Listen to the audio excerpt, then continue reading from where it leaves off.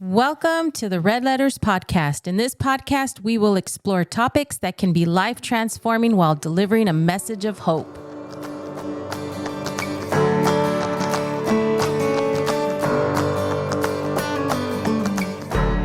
Welcome back to another episode of Red Letters Podcast. During this season, we're actually going to take some time to dig a little deeper and share the testimonies of each of the team members. So this week, we have the honor of talking to Mary and seeing how her relationship with God began and how it all started. I don't know, where's the best place to start? Hand clap? So hi, my name is Mary. I love this topic because without God, I don't know where I would be, honestly. And if you want to know how it came about, it's an interesting story, and I'm going to go ahead and share it. That didn't make sense, but I will go ahead and share it, even though it's a little embarrassing. So I was going through, I thought was a type of depression. I had a great job. I had come to a place in my life where I thought things were good, but I felt so empty and alone. I thought I was going through menopause, and I said, okay, if you don't know what that is, that's the change for women. So I was seeing doctors for it, and they were giving me antidepressants. They were giving me all this stuff, but I couldn't feel that void within. I felt lost. I felt alone. I felt like I didn't measure up. I felt like my life had no worth. If it wasn't for my son, Nick, who was at the time 7 or 8, I didn't want to live. So I kept seeking other doctors, seeking other places. Somebody help me heal whatever it is that I was going through. I ended up going to a wellness doctor that said, maybe you should try smoking marijuana, the TLC or something about that. So I did. I went, I got, whatever you call it, when you go and you get, it was certified or whatever. I got the card. So I went, I got the card. I purchased whatever it is that they said was going to help me calm down, help me regulate, help me be in a better mood and just feel that wanting to live. And it didn't work. I took it. I just got paranoid, and then I hated life more. So that obviously didn't work. And I just didn't know what to do. I felt, and I sat in my bed one night and I said, look, God, I don't know who you are and what you're about, but I survived my childhood, and here I am. I already had all my 5 kids. I have a decent job that pays well. You know, what's going on with my life? What do you want? Like, I thought, in backtracking, I used to believe that God put people on this earth to fend for themselves. I said, God, just, because of the childhood I had. So I believe God had just thrown people into this world, and there is a God somewhere, but you fend for yourself. And whatever you go through in life, that's your problem. You either make it or you don't. That's your issue. And I had lived most of my life believing this because of what I had gone through. So this night when I was sitting on this bed, I was talking to him based on what I had come to believe God was. And I was like, you put me here, and now I don't want to live. Like, basically, I just didn't want to live because I felt so empty. I fall asleep that night, and I see a hand reaching from the sky. It's so crazy. I see a hand reaching from the sky, and it's just reaching out. And I wake up in the middle of the night, and I said, you've got to be kidding me. I have an 8-year-old, and I have to finish raising him, and now you're calling me to go, home or wherever this is. You're going to take me. I thought I was going to die. And I was so upset. I was like, why did I even talk to him? So then I go about my life, and I end up seeing this life coach. I had gone to school with him, and I went and I talked to him, and I said, I need help there. And he said, why? What's going on with you, Mary? And I said, I don't have a taste for life. I said, I don't. Food doesn't even taste the same anymore. I don't know what happened to me, but I've lost the will to keep going. And he said, do you know who God is? And I was like, oh, here we go with this again. And he said, I just want you to stare out and envision who you think God is. And I said, I don't want to do that because I don't know who God is. I said, and my vision and what I perceive God to be hasn't been good to me.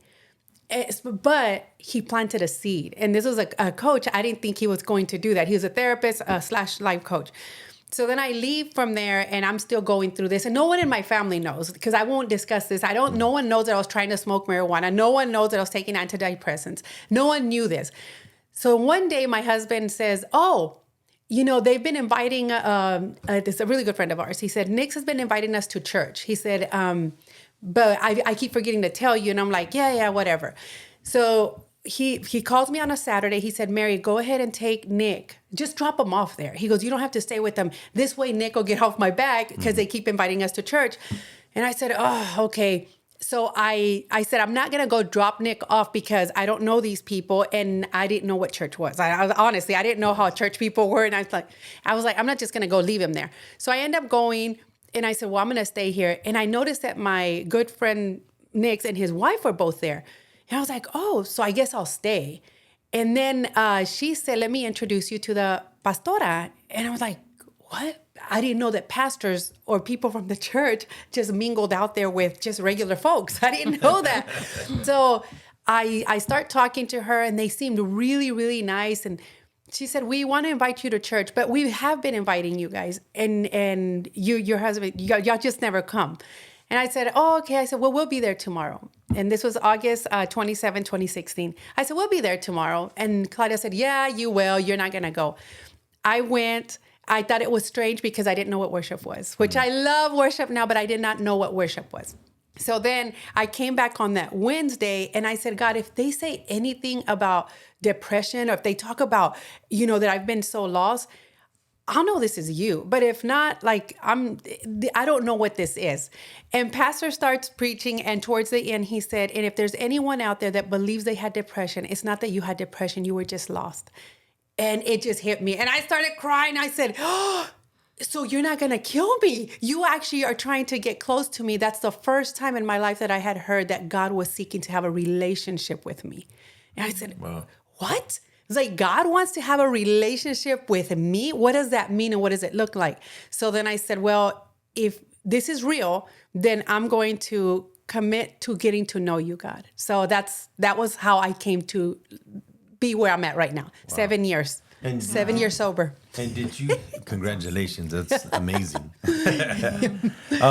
And as a child, did you have any experience with God, church, any of that kind of stuff, or was it more in your adult life? I'm going to be honest because I typically am, but today I'm going to be honest for the podcast and just in case anybody's out there. No, I didn't have. The only time that my parents or a grandparent would talk about God was to punish. So God's going to see you and you're going to get in trouble. And I thought we're always in trouble. Like we are always in trouble. And doesn't God see them, the adults, because they're so bad? We used to think as a little kid, I'm like, they're so bad to the kids and just in general. And I thought, well, doesn't God see them? So my perception of God, that he was this mean person that sat somewhere and punished kids and just punished people. Oh, God. So that's the only time I heard about God. Into my teenage years, they started talking more about God because people were sick or there was a funeral. And I was like, oh, okay, so this is when this God shows up, when somebody's sick or when you're going to a funeral. So once again, my perception of who God was a lie. So no, to answer your question, no. And then I did have, I'm not going to name the religion, but there was this individuals who came out to where we lived. We lived in this, you can call it a ranch, a farm, just out there in the middle of nowhere. And they came out there and they were really nicely dressed people. It was a husband and wife and a couple of kids. And we were told that, oh, look, they're from a church and they just want to talk to you. Believe it or not, the parents said, you can go talk to the kids. So these adults come out there and all they did was tell us how awful we looked. Because we did. I mean, we were humble was not the word. It was poverty to the next level, third world country. Is in Texas? Yes, this was in Texas. So these people are out there and they're basically telling us like they feel really sorry for us. And even as a little kid, I can remember looking at them and thinking, wow, like instead of helping us, like help those adults, they're telling us children that we're basically worthless. So I once again, I didn't understand it. A couple of weeks went by and then the man, not the wife or the children, started coming and it just felt weird. And I was like, what is this guy doing here? And he would talk about God and how God loved us, but we had to behave and we had to do certain things. I was like, who is this? So I stopped engaging. I would tell my sisters, let's just go play. And the guy just left and my parents never questioned it. So once again, who is this God? And now we have this stranger coming over here and all of a sudden he didn't come with his wife or his kids and now it's just him. But it was always like looking at the way we were dressed, the way we carried ourselves, the way we lived, and it was very negative. So I didn't understand it. I didn't want any part of it. Even as a child, I knew I don't want any part of what was going on there. Not so much God, because I didn't know him. I just once again pictured him as this mean person somewhere that didn't care. Well, here's a question. Between the childhood and when you came to know God in that church that you were mentioning, was there experience that you had that you, looking back, let's just say like in between that time, something happened and you look back and you're like, that had to be God looking out for me, or showing me that he's there, but I didn't understand it at the time. But looking back, I see that God was sowing seeds in between here and there. Yeah. Do you remember? From my childhood to the time that I went to that church, yes, there's this story that I tell, especially to family, because it's unreal, but it happened. So many years ago, I was 12 or 13, and I ran away from home. You guys will. My parents were horrible. My dad was extremely bad. So he had made a threat, and my dad typically carried out his threats. And because of what I had gone through already, I knew that he was probably going to carry out on this threat. And he had said that when he came home, he was going to kill some of the children. I happened to be one of those. So I just left. I ran away from home. I said, I'm so done with this. And as I left, I walked into there was a fence. And I knew, because when the bus would drop us off, I knew that this young guy had dogs, but I didn't think anything of it. So I jumped the fence into this guy's property, and I'm walking towards the house, and all of a sudden I see dogs coming towards me. And I got scared, but I remembered you're not supposed to run. So I just started backing up against a tree, and there was like 15 dogs, no lie. Wow. And they're all barking and coming at me. And I said, oh, this is the way I go. Like, this is the way I die. And I was like, okay, I made peace with it. I said, God, I only ask one thing, if you're real, don't let it hurt. Like, don't let it hurt when the dogs when they start to attack. I didn't mind dying.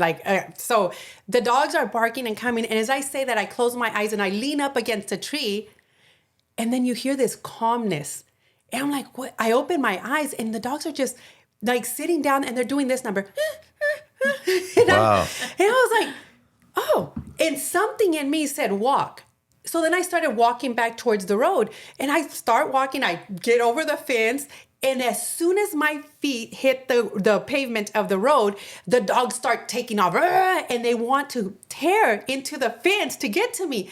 And I said, you weirdos. I thought in my head, these weird dogs, like they had their chance. And now I'm back and I started walking away. Wow. I ended up getting a ride into town. But years later, once I got to know who God was, oh my God, he's so wonderful. I looked back on that one. There's many times, believe me. But I look back on that one moment, I said, that was you. Because who not only silenced the dogs, but they sat like to that position where they're not intimidating. So, and I picture that a lot of times in my head, and I said, how did that happen? Only God. Yeah. Only God could have done that. He was there, not just that moment.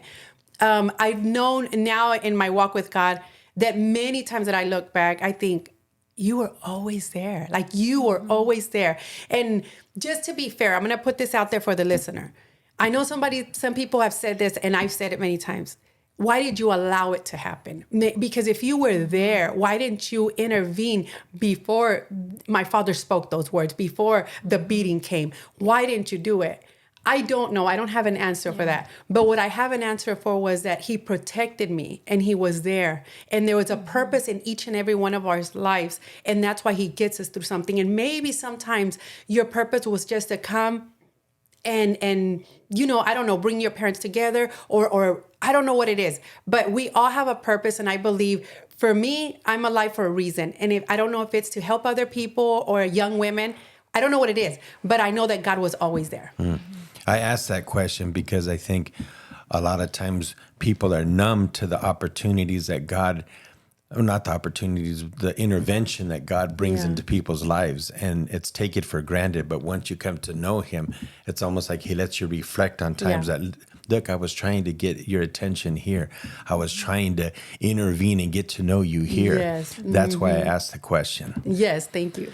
Here's another question. How, after you began to know, or you came in touch with this loving God that you thought was a God that you were supposed to be fearful, how did that transition to where you saw him as a father when it was so hard to have a natural relationship with your father? How did you cross that bridge? Oh, that's a good question. So, well, when I didn't come to love God, obviously, right away, because I still didn't know him and I questioned a lot.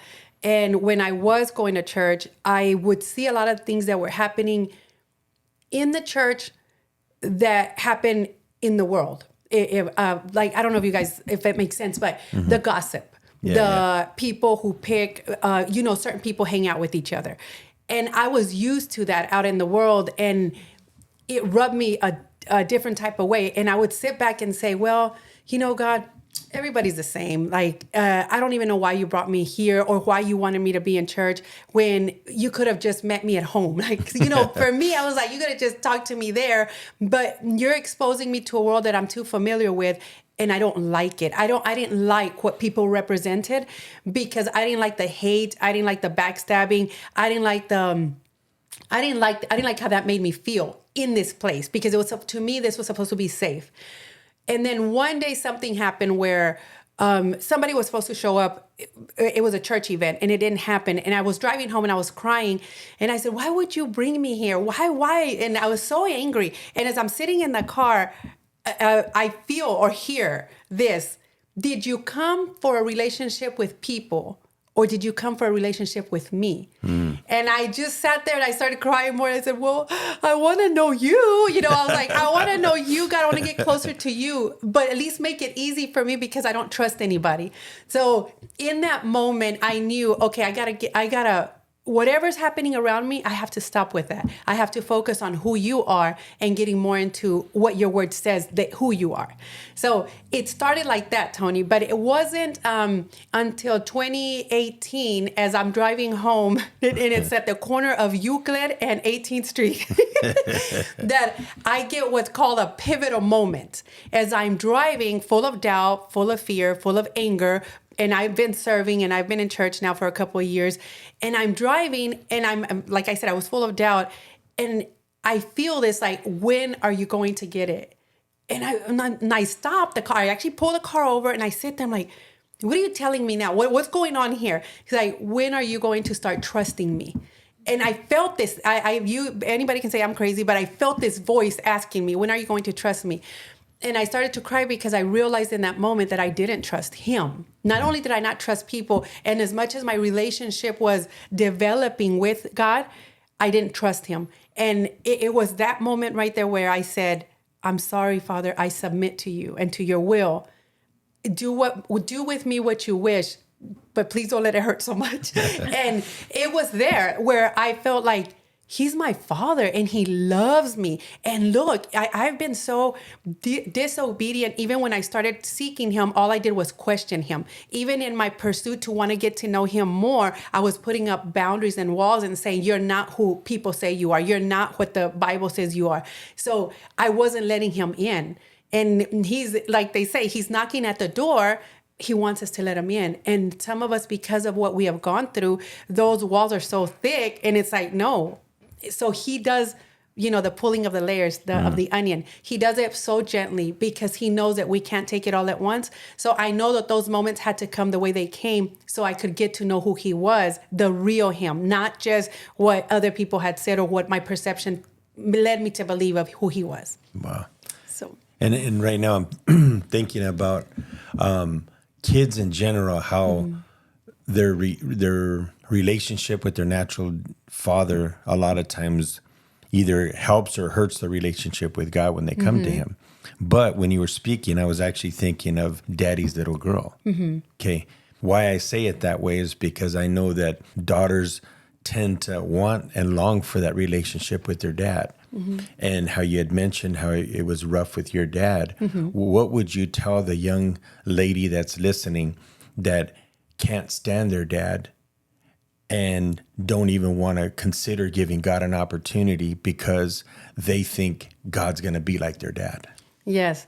So I think it's easier said than done, Tony, for this reason. Because we want tangible. We want to be able to feel. We want to be able to grab on, hold on. And I struggled with that as well, because even when I came to know you are daddy's little girl, I was like, yeah, but where is he? Like, where is he? But when you go to that place and you actually feel his presence, you know that he's there. He's holding you. He's right there with you. But it takes the willingness from that individual to want to do it. But I understand when you've been so hurt, it's hard to get to that place. But if I had to say anything to that little girl, is go to that alone place. Go to that place, even if your father, earthly father, cannot represent anything good in your life, then go to that alone place and seek out Father in heaven, because he will be there. You will feel his presence. Don't wait till when you're an adult. Just do it now. Like, if you can start practicing that now, I think that would be a lot of healing for that individual. I've told you guys I work with foster kids. So one of the things that I do tell young girls, young boys, is there is a father that loves you so much, and he's so unconditional, and he wants to be part of your life. And they're like, no, you don't know, Mary. You don't know. I was like, oh, if you knew that, I know. But I just say, no, I do know. And I do. And I came to know him. And I know that he's always loved me. I said, being alive is not a coincidence. It didn't just happen because you are you. It happened because somebody loves you so much. And the fact that you survived all this. So I do, in a way, coach them to want to go there and seek God on their own. But I know it's difficult, but at least planting the seed. And I would encourage every listener that's an adult to plant those seeds with these kids. Seek out. I know you can't see him, but you will feel him. And especially when you seek him, you will feel him with all your heart. So that's what I would say to the young girls. I don't know if it was that time on 18th and Euclid that you just mentioned, but was there a point in your walk with God where, I know that even throughout our journey and our walk with God, there's always challenges where we need to surrender certain things. But where was that point where you just felt like, you know what, God, I'm throwing in the towel 100%. Whatever you ask of me, I'm giving my life to you, because I never want to turn back. Was there a moment that you had where that took place and you were just like at the ultimate surrender? I would say with my marriage and my children, because I noticed that I continue to make the same mistakes within my marriage and with my children. And there was a point where I just said, I give it to you. Like, I just give it to you, and do what you want with it. If it's gonna work, it's gonna work because of you. But if it's not gonna work, it's not gonna work because of you, because you know that this isn't good, or it's not healthy, or it's not the best for me or for our family. It was in those moments, but I'll be honest with you. I talked to a lot of people, and I talked to a lot of parents, and one thing that I don't know how to convey this without hurting anybody's feelings. So I'll just say it. So a lot of times parents will say, this doesn't work for my child, or that doesn't work for my child. Rule of thumb in foster care is, if the child that gets adopted into your family was abused, physically, emotionally, tormented, tortured, whatever, for 15 years, you're going to have to give that child 15 years of love, unconditional, of being stable, of being consistent with them, where they start to believe it's a new pattern that they're going to embrace, so they can start to believe that life is going to be different for them, going to be better for them. So for me, I always tell God, be patient with me, because it was 40 years of walking around that mountain where I only believed what I believed, what I saw, what was modeled to me. So so to answer your question, I believe that I have submitted, but there are moments when things happen where I almost, if you want to say regress, but I go back and I'm like, what is happening? What is happening? But now I'm able to catch it a lot sooner, and I don't completely go there. I'm able to say, no. That's something from the past. That's not who God is. And I'm able to feel, if you will, that this isn't from God. Like, whenever I feel that doubt, that fear, that that it doesn't feel peaceful, I know that that's not God. So then I have to regroup, and I said, okay, we got to start here. And it's a lot of prayer. I love to worship. It's a lot of worship. So it's a lot of going back to my word and trusting. Once again, going back to trusting God that whatever happens is going to be the best for me, because now he's involved and he's my leader. He's my everything. And how would you explain the struggle? Because I know we've mentioned in different podcasts, and I know that your heart is to psychology and all that involves. How did you overcome the struggle of not having to understand everything before you could let faith kick in? Oh, that's a good question. Not understanding everything before I could let in other faith words, kick in. because See I how know much a time I lot. got. Because I know a lot of times, not just you, but a lot of people want to understand everything before they take that step. But how did you overcome that? Because you're so analytical that you like to understand everything before stepping forward. So how did you overcome that? Because somebody might be having that same issue. So I have had an amazing mentor at church. Her name is Alexis. And I would call her and I said, well, I'm doing this, this, and this. And basically what I meant was I'm crossing off all the boxes. I prayed, I worshiped, I did this. She said, Mary, stop all of that. She said, just walk in faith. Don't be expecting to see something. Just do it. What does that mean? What does that mean? And she was always so calm when she talked to me. And she has been a great mentor. And I don't know if you guys know this, but she's not married. She doesn't have children. But I would even come to her with that. And she's always very calm, very patient, and say, Mary, you're looking too much into it. You're trying to do things this way, and it's not supposed to be like that. Just allow God to take you there, and be easy on yourself, and there was another word that she would say, but like, be nice to yourself. In other words, be kind to yourself. Allow the process. Allow God to do this process, because there's a lot of breaking, because you are so used to thinking one way and being one way that you need to allow God to be God. So jumping in with faith came with a lot of work. And there's sometimes that I have spoken at church, or I've given a message, and even going up there to me is very fearful. I get very scared, but a lot of times, and I also say, I don't have the right words, or I'm not biblically, I'm biblically challenged. Like, how can I go up there? How do I even believe that I could go up there and do this? And I just feel the presence of Holy Spirit, God saying, just let me, Mary. I just needed the vessel. Let me. I come with the experiences. I come with whatever I have. But if I allow God to be God, He can use me even to share with somebody, to talk to somebody. He can use me if I allow Him. If I welcome, allow Him. But it was through my mentors. Pastor's also been a great mentor when I first started the church, and it was like, Mija, you just gotta let the process be the process. Like, and I didn't know what that looked like. But it was just trusting that I was doing what was right. Learn the word, Mary. Learn how to pray. Do and let it come natural to you. When God is God, when you allow God, it just comes natural to you to be able to speak to somebody of who God is. Well, I was listening to a little sermonette, if you will, like a little clip of a message, and the preacher was saying that a lot of times people like to make the baby, but they don't like to wait the 9 months for the process. Oh, okay. For it to be delivered. Yeah. So you're talking about process. How, I don't know if there's somebody listening that's struggling with the process because they're now, it's not where they want to be, and they're struggling even going through the process because we're used to the microwave generation that, hey, just punch it in and it happens. But our walk with God, we all know it doesn't happen that way.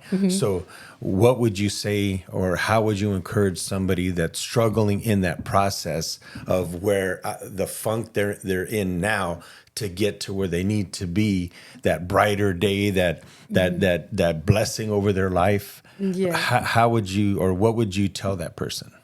I would tell them to be awake and embrace every moment for what it's worth. And what I mean by that is, I once had, I think he was a professor. I don't remember who he was, but he said, I said, I just want to be done with it. I want to just walk away and say I did it and be done with it. He said, no, Mary. He was older than me. I was much younger at the time. He said, always embrace the little moments, the little moments that you thought didn't matter. Always embrace. Every single day is something, God brings something new.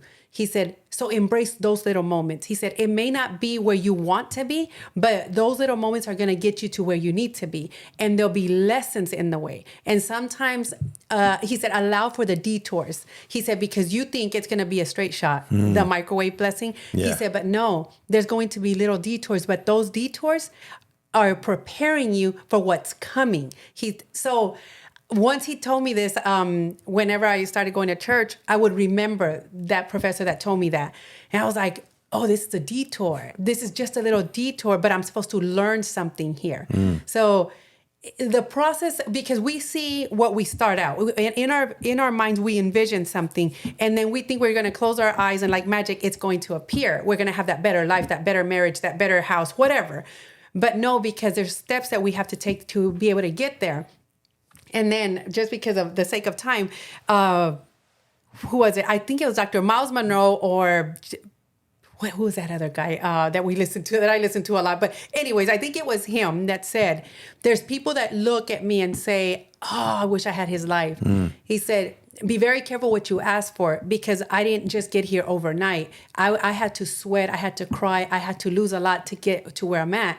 And those are the detours. But you appreciate life so much more when you get to that destination, because you embraced what you had. And when others look at you and say, wow, because I've had it. I'm blessed to say that I have my sisters that say, how did you get here? I just had a cousin that came over here and I hadn't seen her like in 20 something years. And she said, Mary, you just left Texas and you never went back. And I said, no. She goes, wow, how did you do it? And I didn't tell her. Like, I just sat there and I said, if you only knew. Now I'm embracing life. But there was moments where I wanted to give up in life. But it's those little moments, it's those little details, if you will, that we say, oh, why did I have to go through that? Those little details, those little moments are preparing you for what's to come, and you'll be better equipped when you get there. Because God doesn't do anything halfway. God wants to make sure that one day she's going to bump into somebody that's going to trigger her the wrong way. How is she going to respond? So those little detours cause me to be prepared to be able to respond later on in life to whatever was coming. Wow. So yeah, that's why I say enjoy the process. Stop, like they say, stop and smell the roses. Be okay with where you're at, because you're exactly where you need to be at this time. That's so good. And what would be like your final message of hope as we wrap up? Final message of hope would be this, that if there's anybody out there struggling with their faith, if there's anybody out there that has never heard who God is and what God can do for your life, I would encourage you to, I would go to a church, Tony. I would say, go into a church, just sit there and just listen. For a while, just listen and see who it is that God has called you to be. And just know that God really, truly does love you. And whatever you know of him, he is not your earthly father. He is not your earthly mom. He is not that person here on earth. He is somebody so much bigger, so much better. And he intended for all of us to be like him. But life gets in the way, and fear gets in the way, and we become who we want to become. But always look to him, always look to the light, and you'll see that whatever was destined for you will come out. So that's so my message of hope. Thank you so much, Mary, for pouring out your life and letting us hear how God's worked there. And one of the biggest things I take away is that, life, including our life with God, it's a marathon. It's not a sprint. Right. So enjoy the process and learn what we have to learn. Otherwise, sometimes we go through those same cycles because we never learn what God's intending us to learn. So thank you so much, Mary. Thank you for joining us this week. We'll see you next week.